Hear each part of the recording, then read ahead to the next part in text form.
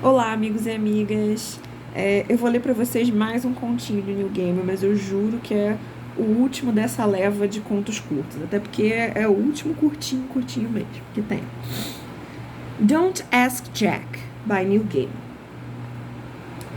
Nobody knew where the toy had come from, which great-grandparent or distant aunt had owned it before it was given it to the nursery.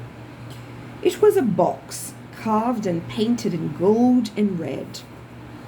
It was undoubtedly attractive and, so the grown-ups maintained, quite valuable, perhaps even an antique.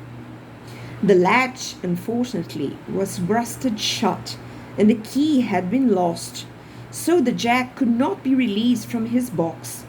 Still, it was a remarkable box, heavy and carved and gilt. The children did not play with it. It sat at the bottom of the old wooden toy box, which was the same size and age as a pirate's treasure chest, or so the children thought. The Jack in the box was buried beneath dolls and trains, clouds and paper stars, and old conjuring tricks, and crippled marionettes with their strings irrevocably tangled, with dressing-up cloths. Here the tatters of a long-ago wedding dress, there a black silk hat crusted with age and time, and costume jewelry, broken hoops and tops and hobby horses. Under them all was Jack's box. The children did not play with it. They whispered among themselves alone in the attic nursery. On grey days, the wind howled about the house, and rain rattled the slates and pattered down the eaves. They told each other stories about Jack, although they had never seen him. One claimed that Jack was an evil wizard, placed in the box as punishment for crimes too awful to describe. Another, I am certain that it must have been one of the girls, maintained that Jack's box was Pandora's box, and he had been placed in the box as guardian to prevent the bad things inside it from coming out once more. They would not even touch the box if they could help it, although when, as happened from time to time, an adult would comment on the absence of that sweet old Jack in the box, and retrieve it from the chest, and place it in a position of honor on the mantelpiece, then the children would pluck up their courage and later hide it away once more in the darkness. The children did not play with the Jack in the box, and when they grew up and left the great house, the attic nursery was closed up and almost forgotten.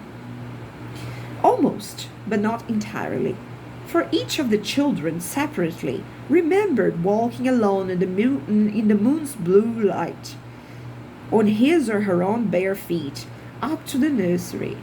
It was almost like sleepwalking. Feet soundless on the wood of the stairs, on the threadbare nursery carpet.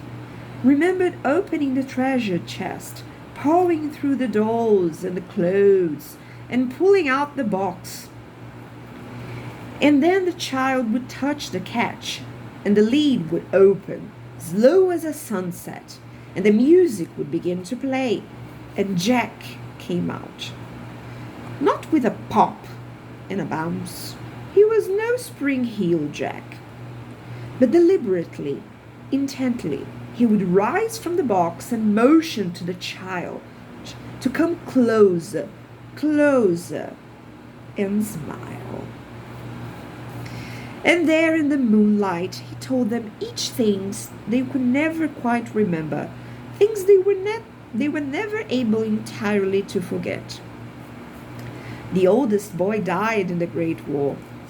The youngest, after their parents died, inherited the house, although it was taken from him when he was found in the cellar one night with cloths and paraffin and matches, trying to burn the great house to the ground. They took him to the madhouse, and perhaps he is still there. The other children, who had once been girls and now were women, declined each and every one to return to the house in which they had grown up. And the windows of the house were boarded up, and the doors were all locked with huge iron keys, and the sisters visited visited it as often as they visited their eldest brother's grave, or the sad thing that had once been their younger brother, which is to say, never. Years have passed, and the girls are old women, and owls and bats have made their homes in the old attic nursery. Rats build their nests among the forgotten toys. The creatures gaze incuriously at the faded prints on the wall, and stain the remnants of the carpet with their droppings. And deep within the box, Jack waits and smiles, holding his secrets. He is waiting for the children. He can wait forever.